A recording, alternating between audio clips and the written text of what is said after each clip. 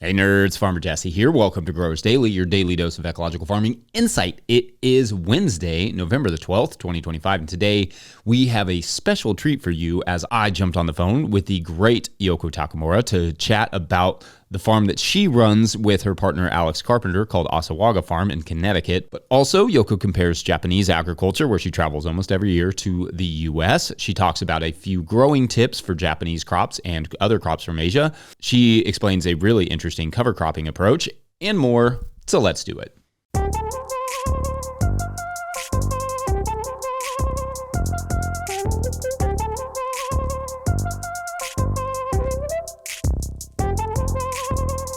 Yoko Takemura, welcome to the show. Thank you. Good to be here.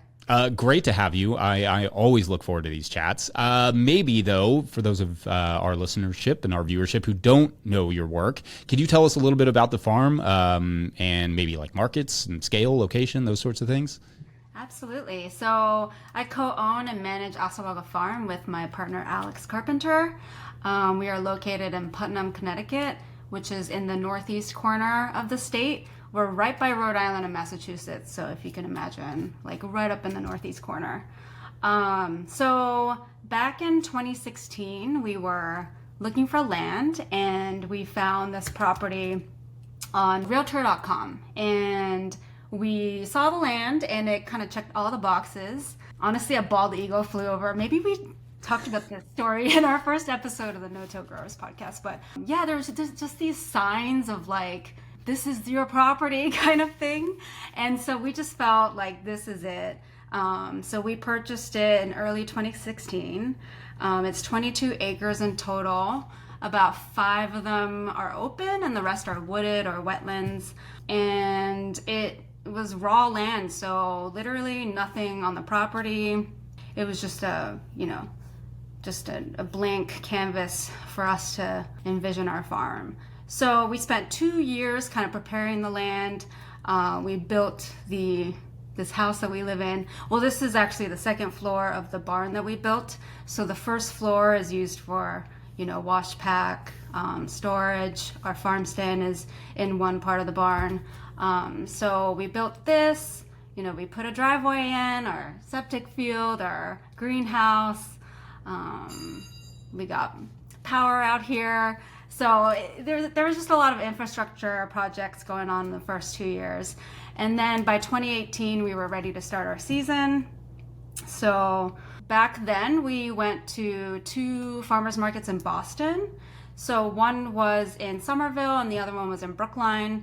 We dropped the Somerville one as soon as COVID hit just because it was managed very poorly at that time. And so that's when we pivoted and started our farm stand instead. And that's been our marketing outlets ever since. So we have our weekly farm stand on Saturdays and we have the Brookline Farmers Markets on Thursday. And that's basically from May to Thanksgiving. And so, yeah, our first season was 2018, so we're just finishing our 8th season here.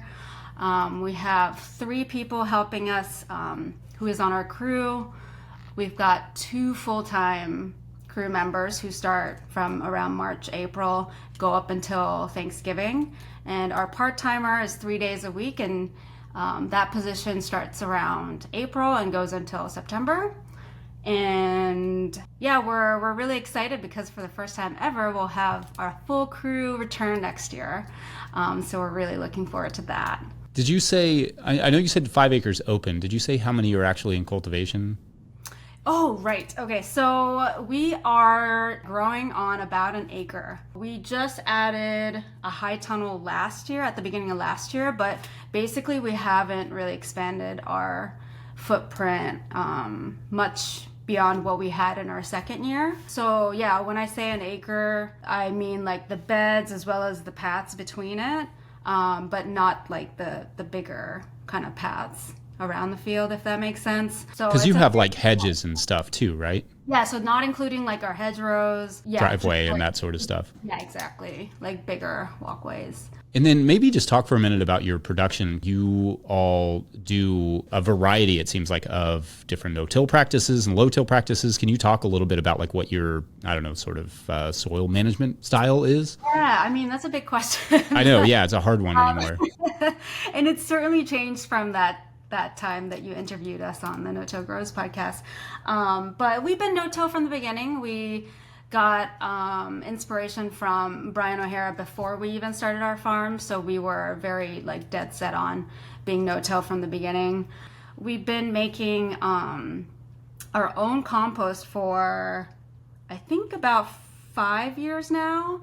But this year we've got a grant last year actually to build like a proper static aerated system. So it's on, we poured some concrete. It's got some, bays with air channels underneath that comes up through the pile. And we have an air mover that switches on for 5 minutes every 30 minutes. So it's really nice compared to our old system since we don't have to flip the pile twice to get the whole pile heated. So it really eliminated a crazy amount of manual labor as well as just like time spent doing that. So now we're making a ton of compost and we just started applying the compost from that system last week. Yeah, making our own compost is really important for us. We wanted to kind of close the loop on, our inputs. And also, we know Jackson Roulette had problems with purchased compost, and sometimes it's contaminated with herbicides. And so we just, from our experience purchasing compost too, sometimes it's loaded with trash or whatever. So we grew really skeptical of purchasing outside compost. So it was really important for us to start making our own. And I feel like we've really, succeeded on that front. And we started incorporating cover crops pretty early on. At this point, we do so much cover cropping that probably most of the beds get at least 2 cover crops in addition to a cash crop. Some beds get even 3, but we do a lot of cover cropping here. And the way we do it is a little bit unique, I think. I don't think I've seen it anywhere else, but basically we broadcast our cover crop mix. So we do anywhere from 8 to 10 species or so, different times of the season. And we then cover it with our hay mulch. And that's it. And then it just kind of sprouts and comes up through the mulch. So it just kind of makes cover cropping very simple here. There's no need to walk down with a seeder, go up and down the bed, nothing like that. So for us, it works really well, and we love cover cropping here. With that cover crop, like, just so I understand, you're sort of talking about like you have an empty bed and you're broadcasting the cover crop on top. And then you're laying your hay mulch on top, which it should be said probably that this is still that marsh hay, right? Salt marsh hay, yep. Okay, can you talk a little bit about that? Because I think, I wasn't familiar with it until I spoke with you all. Right. So, yeah, we use our hay is salt marsh hay. There's a guy up in like north of Boston. I think there's only one guy left who does it. So he's been acquiring all the kind of other farmers, previous farmers, like acreages, and his son is now stepping in to take his place. So it's great. So the special, when it comes to doing the cover crop system that I just mentioned, it doesn't really matter what you use as mulch. It can be straw mulch, it can be regular hay mulch. We just happen to have access to hay salt marsh hay, so it's just easy for us. We have a relationship with the guy who cuts it. But there is a huge benefit in that because it's salt marsh hay, even though it contains wheat seeds, it doesn't germinate unless there's, they have access to salt water. So in that way, we don't have any wheat seeds germinate, which is, very helpful. But also, we do feel like it contains some more minerals than just your regular hay mulch, just because, even just smelling the mulch, it kind of smells of the ocean. So I feel like it contains maybe sea minerals as well, which is nice. Like, how thick are you putting on this hay mulch when you're putting it down? Yeah, so if you look at our fields, almost every single bed is mulched. The only ones that aren't mulched are direct sown crops like carrots and turnips and radishes. So it's just easier for us to just maintain one like standard for like in terms of the mulch depth, and it's basically thick enough that it's serving a purpose to protect the soil underneath, and for it not to just decompose really quickly and disappear, but also not too thick that you can't have the cover crops germinate and come up through it.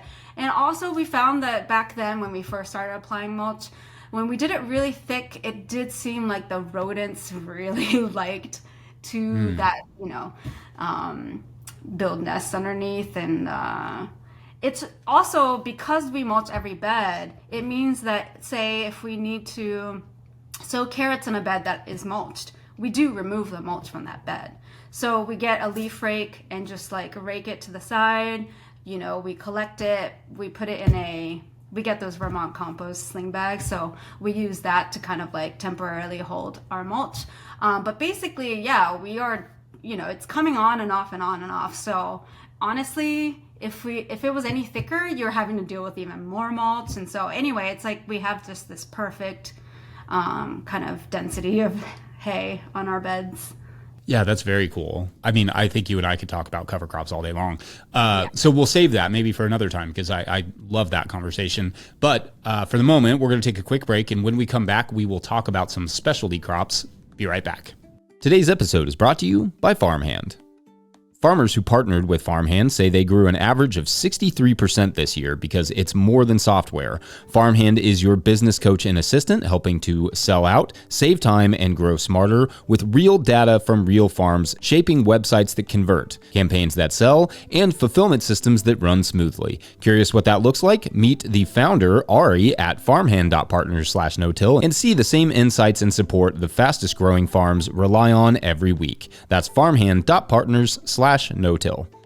Today's episode is also brought to you by High Mowing Organic Seeds. High Mowing Organic Seeds is celebrating their 30th anniversary with 47 fabulous new varieties for 2026. Highlights include downy mildew-resistant cucumbers, a poppy that looks like cotton candy, and 12 new tomato varieties. High Mowing offers more than 750 varieties of certified organic, non-GMO vegetables, flowers, herbs, and cover crops, all trialed for optimal performance in organic growing systems. High Mowing has the professional quality seeds and supportive grower reps to get you from seed to harvest. Visit highmowingseeds.com to request a catalog and use code 26NOTILL, all one word, 26NOTILL, for 10% off your order of $100 or more. That's highmowingseeds.com. All right, back to the show.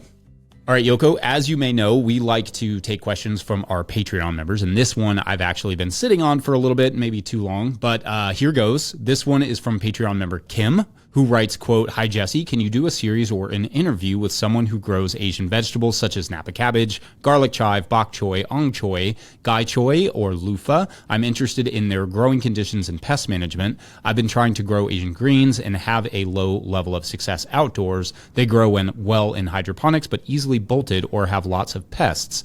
I'm a bit better at growing them every year, but still a long way to go, and would like some guidance on making the experience of growing these veggies easier," end quote. All right, so I know this is a giant topic, but something that stands out here to me is like, there's a lot of delicate brassicas in there, but what say you? What sort of comes to mind when you hear that question? I don't think there's anything inherently more difficult about growing Asian varieties or Asian vegetables. It might be that the seeds were grown in a very different climate to, where this farmer is, but that can be said about any seeds. So, and honestly, I feel like there's a lot of vegetables on our farm too, where maybe we struggled growing it initially, but that as your soil gets better and better, that, your vegetables also grow better and better. But having said that, there are definitely cycles of like pests that we go through too. Our biggest pest is flea beetles, and our first 2 or 3 years we didn't have any flea beetles on our farm. So I look back and I just think, oh, we didn't even need to cover any of our beds with insect netting or road cover. It was like that amazing. And now we have a ton of flea beetles. We literally just sprayed some nematodes this morning for a few hours, so on our whole farm. So that we struggle with. But like, for instance, I think about our like Napa cabbages. We used to have a really big issue with earwigs, and I would harvest them, and so many earwigs would just be between the layers or just kind of crawl out of it. And there was a point, I think it was at least 2 years ago, that I almost wanted to give up on it. And we've never given up on any vegetables before, but this one I was like, you know what, we are not getting any good, harvests. But Alex would not let me, so we kept growing it. And it might have been just as soon as the following year, not a single earwig. And currently, still not a single earwig. So I don't know what happened, but definitely there's cycles of like different pests that we go through. So I wouldn't let that deter you from, let this farmer deter them from growing these vegetables. There's nothing that's like harder to grow than others, I feel like. One of the things I'd love to hear about is you grow a lot of specialty crops, Japanese crops in particular. Could you talk about some of those and some of like your production with those and how it works, or some things you've learned? Yeah, I actually listed it down because I thought I'd forget some of them. So we grow everyone I think grows bok choy, but we also grow komatsuna and mizuna to the full size. So when you say full size, you mean like head size for the Mizuna and the, what's the other one, the cuts? Komatsuna, yeah. So yeah, just like bok choy, we let them get to its, it takes about the same amount of time as bok choy. And yep, we kind of rubber band bunch them just like we do bok choy. So yeah, we have it in the same cycles as bok choy basically. And we do shungiku, which is a chrysanthemum greens. We used to do that in the spring also, but we only do it in the fall now because in the spring it does bolt. So whereas in the fall you can get repeated harvest for a long time. It's interesting. So that in Japan there's 2 types of shungiku. So there's one where it's kind of like kale, where you can harvest it every single week, multiple times a week until it the frost kills it. And then the other type is you kind of grow like arugula, so you direct sow kind of densely, and you just get these kind of like sort of babyer leaves. So we do the first type where we, let each plant kind of grow bigger, and we harvest the they have a lot of side shoots, so you harvest them and bunch them. And one time we asked one of our farmer friends in Japan what their most profitable crop is, and they said shungiku, because it's kind of like kale, where you can just harvest it like almost forever. Unless, here obviously the frost kills it eventually, but it can go on. It will probably go on until Thanksgiving here. We're in 6B, I think so. Herbs, in terms of herbs, we do shiso, and we actually used to do a lot of garlic chives. We'll get back on that next year. I kind of forgot about it. It's a perennial, so it's more difficult to like actually integrate into our annuals. So we moved it to the hedgerow, and it kind of got forgotten. So, but shiso is a huge one. It's very profitable. Herbs are just very profitable in general, but initially with shiso, we pack them just leaves. So you just pluck the leaves off, and we do, about a dozen in a bag, in like one of our salad mix bags, and it's like it sells really well for us. And then eventually we do start bunching it towards the end of the season because it starts to flower. But the flowers are also edible. You can kind of like thyme, you can slide it off the stem, and it's really nice sprinkled into soy sauce or sprinkled into salads or whatever, but the buds are really good. So we use it right up to the end. And if you want to, you could also hang the plant upside down right before the frost hits and dry it up, and it's also good dried. So that's the herbs. We do edamame, which is huge. Huge in terms of like, it's just everybody. I feel like we developed our customers like, fondness for them because we've been growing it from year one, but I feel like every year people just get crazier and crazier about them. So we just like cannot grow enough. And I would say edamame is our like number one, like animals love to eat it. So if they're going to go for anything, it's edamame, whether it be voles, rats, woodchucks, they just love all of it. The leaves, the pods, everything. So wow, that's surprising to me. I don't know why. I mean, biggest issues with legumes is usually like, when it's young, obviously everything will hit it just because it's tender. But yeah, the mature ones, like them getting the pods is really interesting. Or I think of like bean beetles, right? That's like one that yeah, it's can hammer weird. them, It's but like, yeah, they don't go after our beans or peas. Nothing goes after our beans and peas, honestly. But edamame, it's like, especially when they're young and they're just planted, they're so vulnerable to like, because a vole can just take down an edamame plant very easily. yeah. Kind of factor in some loss from that towards the end of the season. Everyone does this, but Hakurei turnips and daikon and Napa cabbage. One thing I would say about turnips is turnips is huge in Japan. It's farmers grow so many different varieties and they're so beautiful. We used to grow this one variety called hinona, which is really pretty. It's like a carrot, so it's very long and narrow, and it's half of it is white and half of it is purple. And it's just really stunning. But I think just over the years we've like simplified our farm for the sake of like our employees as well as just less things to manage, I guess. So there tends to be kind of a simplification of like, varietals. So we used to do a lot of different turnips and now we just do the hakurei. So Yeah. In so doing, have you kind of developed a market of people who really clamor for those types of vegetables? Or was it like, I don't know, I guess my question is sort of, did you create the market or did the market find you? Or is it kind of a combination?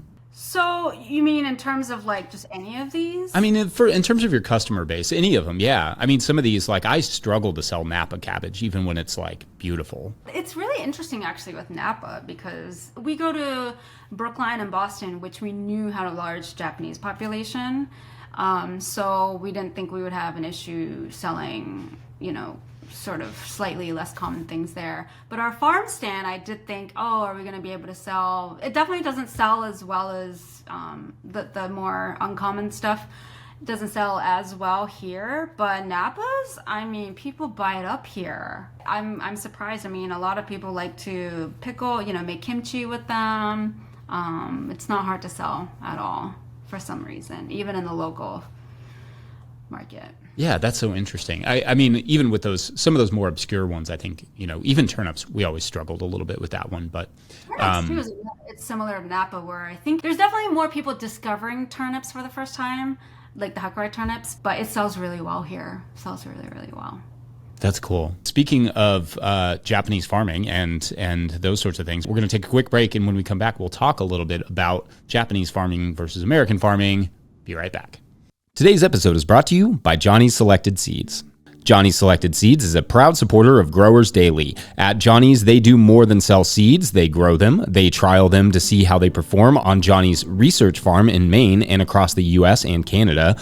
Only the best varieties are added to their catalog and website. When you need proven varieties you can count on and detailed guidance from seedling to harvest, consider Johnny's your trusted growing partner. JohnnySeeds.com. That's JohnnySeeds.com. Today's episode is also brought to you by Marble Seed. The Marble Seed Organic Farming Conference attracts a wide range of regenerative and organic farmers for 3 days of skill development and community building. Farmer Drew Kramer said, "Going to Marble Seed was so invigorating at a time when I needed it most. I picked up tools I'm already using." The conference is the final week in February in La Crosse, Wisconsin. Early registration opens December 4th at conference.marbleseed.org. That's conference.marbleseed.org. All right, back to the show. All right, so you and Alex take regular trips back and forth to Japan, and I was hoping maybe you could share some insight into what you sort of learned about agriculture there as it compares to agriculture here and those sorts of things. Yeah. I do go home every year. I have a lot of family in Japan. Alex hasn't been able to actually join me for the last few years just because he's been so busy. But yeah, there's just so many differences. I was just talking to one of my crew members who is Japanese on her thoughts on this question, and she has some good ones. For instance, the organic kind of scene has not developed as much as the U.S. or nowhere near it, and so I feel like the prevalence of like organic is not as large as here, and also goes hand in hand with like farmers markets have not really developed there much. So it's an important means for a lot of farmers in the US to sell their vegetables, but in Japan if there are farmers markets, it's just not well attended. It's just not very not a lot of vendors, not a lot of produce. It's not the scene of bounty, like I feel like bountiful harvest kind of thing. I don't know, I'm explaining this really poorly, but so what happens is a lot of small scale diversified vegetable farms in Japan, what they do is they offer like a CSA. Over there it's kind of called vegetable boxes, and because the delivery system in Japan is so good, what happens is most farmers just pack it up in a box and they just get it delivered anywhere in the country. Japan is kind of like the size of California, so you can have somebody really far away be a CSA member of a farm, and so it's not that you can't necessarily go and buy vegetables from like your local farm, but they probably wouldn't have like a presence at a farmer's market or something, most likely. Also, vegetables just sold anywhere in Japan, they just look really nice. They put a lot of emphasis on having things look really clean, really like no deformities or anything. It's just all perfect, right? And it's also usually wrapped in plastic. But they do a lot of grading, so only the best kind of ends up at markets, and so it's actually similar to, we had a British couple come and visit us last year. It's just the vegetables sold in stores look so good that it doesn't motivate people to go and seek out like the best vegetables at the farmers markets, which kind of happens in our area. Like if you go down to Stop and Shop, right down the road, the vegetables just look really sad, and I don't think we as farmers realize how much of a benefit that is to like the farmers, because that makes you want to go seek out like the freshest, like nicest vegetables from your local farms. Yeah. So I think in that way too, it's like the consumers don't really think of it as like, oh, I need to go and seek out a local farm. Just to follow up on that idea of like anybody in Japan could grow for anybody else and within the country. So like it seems like for me, just what I would guess is that leads to more sort of specialization. Would that be accurate? Like, are there more just specialized farms who do this like one thing really, really well? So that is actually most of agriculture in Japan. I think this is how the government kind of set it up way back when, but they found what vegetables grow the best in different regions in Japan. So there's a lot of farmers, like vegetable farmers, that grow one thing. Like there could be a region that grows like cucumbers really well. So it's like monocropped for cucumbers. And then they send their vegetables to a hub and then it gets distributed. So that's like a lot of agriculture in Japan. But what I'm talking about is like small, organic, like diversified farms are typically selling their vegetables through these boxes that are sent all over the country. Okay. Yeah. Other big things are the land is mostly free, but very fragmented. So a lot of farms do have to like go to this one plot to, and then there might be another plot 30 minutes away and another one 20 minutes away. So it's very fragmented, but in a way, I know that some farms do benefit from having different climates or microclimates, or being able to rotate their crops. And so I think they've just accepted that as their, way of life. Also, they have very limited access to seeds, especially organic seeds. It's not as well developed as here. So what happens is they tend to save their own seeds, which is great. Like one farm that I always visit when I go home is, they save 70% of their seeds. So, and we've grown some of their safe seeds before, and they're always just so vigorous. And they can access like really old like heirloom seeds from a seed bank, and they're constantly always like trying to revive like traditional seeds from that area.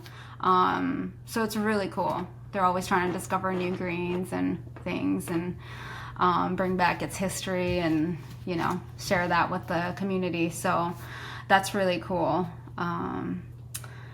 Let's see, the pests are very different. So they have to deal with, of course, deer, but on top of that, monkeys, wild boars, and bears. So I feel like we're really lucky in the US that we mostly just have to worry about deer in terms of like bigger, larger animals. We've driven past like gardens that was like being ransacked by like 8 monkeys, Oh my gosh, yeah. Monkeys, yeah. I can imagine that being the worst pest. Yeah, because they're very smart. I think back then farmers, guns aren't really allowed in Japan, but you can have these like kind of fake, guns that like make the sound, and it frightens them for the first time. But then obviously they learn. It's like, oh, that's just a sound that they make. Like, it's not dangerous. So then they just keep, going back to, whatever, destroying gardens. So that is so brutal. And wild boars, they're huge and they are insanely powerful. So one time we visited a farmer who had these really like steel like fences, like, very well built fences, and it's just like peeled back like a tuna can, and then there's a crater in the middle of his field where the boar just like dug all the soil, and they're just really destructive. And then of course, I don't know if you've heard the news, but bear attacks have been insane this year. 14 people have already died since April. So, which is kind of strange because, you think about bears or any kind of animal that's coming into like human, areas. You think that it's because their habitat is being, taken over, or it's like diminishing. But I think in Japan it's the opposite. There's less and less people in Japan, especially in the rural areas. So I feel like their habitats are expanding, but they're still coming into, where humans live, and just becoming more and more bold, like entering houses, entering supermarkets, killing farmers. Wait, what kind of bears are we talking about? So in the mainland, it's black bears, and actually brown bears up in Hokkaido, which is the northern island. But it's these black bears. Wow. They're like typically, omnivores. They're kind of like the black bears around here, but somehow they're just becoming, less, I guess, scared of humans. I don't think they go out of their way to attack a human, but it's just the cases are rising, and the National Guard has been called upon, and it's getting to be kind of crazy. Wow. But we're also the bears are also coming towards the eastern side of Connecticut. So we found 2 black bears in our driveway earlier this season, pretty large ones too. So they're here, and we'll see when they, I don't know, try to get into our fields. It hasn't happened yet, but. Wow. Yeah. I just recently read a thing about how grizzlies are becoming more of an issue on farms in Montana. And I think I did a whole segment about this. Yeah. Yeah, and they were getting. Have you all looked into getting a dog for bear protection or? No. Yeah, I think we're okay here. Yeah, fair enough. I think the black bears are. I mean, I think they are slowly getting used to humans, which is not a good thing. But right now they're still afraid of humans, so they see us and they just run away. Was there anything else in there that you thought was worth a mention? It is interesting. So one of my good friends that we visit every year, so they obviously see what we are doing, and they've tried to implement some of the, kind of the no-till practices that we do here. And they've been using a lot of tarps, but I think they haven't seen as much of benefit to it. I think it's because their fields have been used for so many, generations, and I think the annual seed bank is just insane. Because when we tarped our fields, at least it was an old hay field, and it was mostly perennials, and we tarped that. But I think it's a different story when you tarp a field that's been growing a lot of annual vegetables for many, many, many years, and you tarp that for a year, because just the annual weed seeds, they're still going to be there. Do you know what I mean? So they just haven't found any benefit to the tarping that I thought they would. I don't know, maybe one explanation for that is different weeds require different levels of light to germinate. So some of them, sometimes tarping doesn't work on certain varieties of say pigweed, because it's a really shallow germinator. So any amount of disturbance will just bring the next layer up. Or there are light sensitive weeds as well that just won't germinate if it's dark. They just don't bother. So then when you pull that tarp off, you've cleared out all their competition, and they're like, all right, let's go. So that could also be part of it too. It's just the different varieties of weeds. Right. Well, we've always noticed how probably the biggest disturbance on our farm is digging potatoes. And even when we dig potatoes, there's no weeds that come up. And I wonder if it's also the thing where our soil is a little bit more, on the fungal side, and although there are seeds, they're just not germinating because it's just not the right environment for them to germinate. Or what? But that's and you also you can't rule out either seed predation. Under tarps here, the seed predation is pretty heavy actually. You get a lot of mice, you get a lot of different little things that just eat a lot of seeds. So if you do that for long enough, and then maybe in your situation where you have such healthy soil that you just have a lot of life in there, that's a seed, good, take that. Mm-hmm. So that happens enough, at lower enough levels that things can travel down there that, eventually it reduces your seed bank, I would think. Yeah, that's true. Yoko, this has been an absolute pleasure. I love chatting with you. Hopefully we can do it again. Obviously my camera switched to here, so if you're wondering why I'm looking down here now. But thank you so much for coming on. I love our chats. Yay, yeah, it was a lot of fun.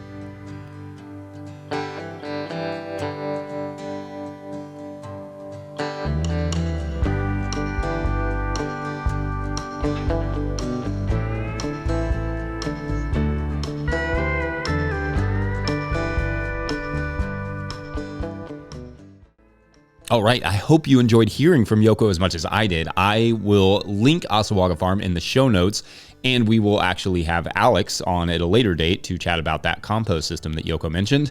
Don't forget, No Till Growers is now officially a nonprofit 501c3, so donations are tax deductible and greatly appreciated. You can learn more about how to do that in the show notes. Please make sure to like and subscribe and or follow wherever you're getting this podcast. That's an easy way to help us out as well.